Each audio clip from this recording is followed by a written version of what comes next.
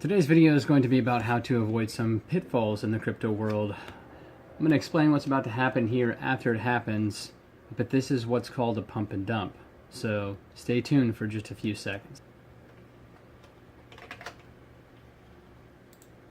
DGD is about to get pumped right now. It's getting pumped right now, as we can see.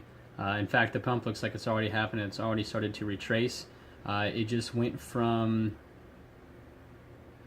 13,533 Satoshis to 81,000 Satoshis in a matter of seconds.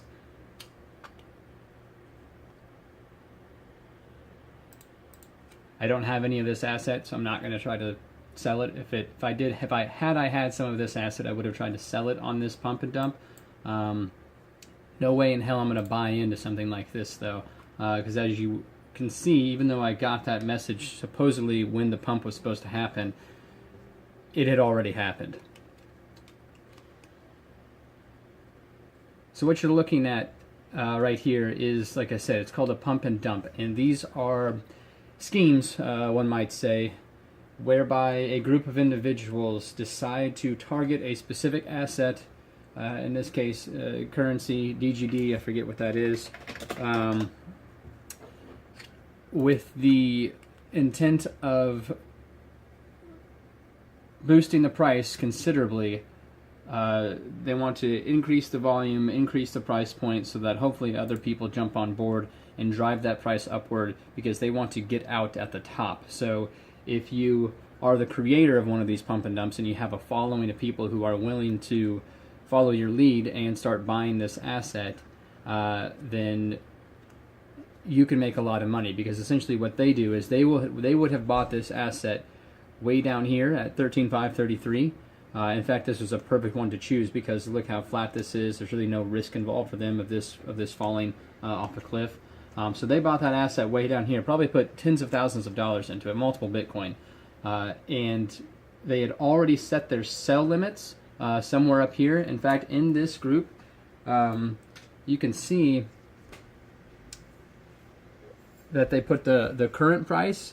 I don't know if you can see this at all.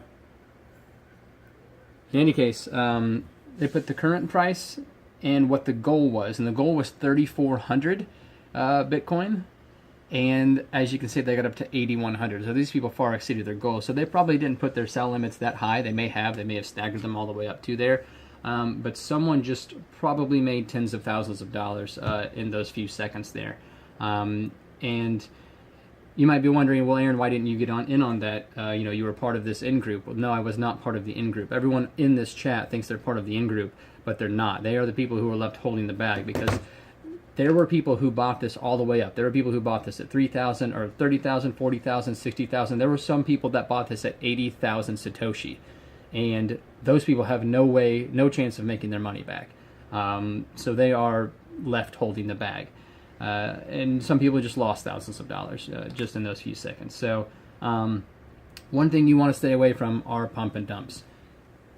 I don't know a whole bunch about them. Maybe there are certain pump and dump schemes where you can do elongated pump and dumps where this happens over the course of days, in which case you are able to set your sell limits and get out after some gain. But for the most part, the majority of people involved in these lose money to the 1% of people who are on the actual inside group and who start these.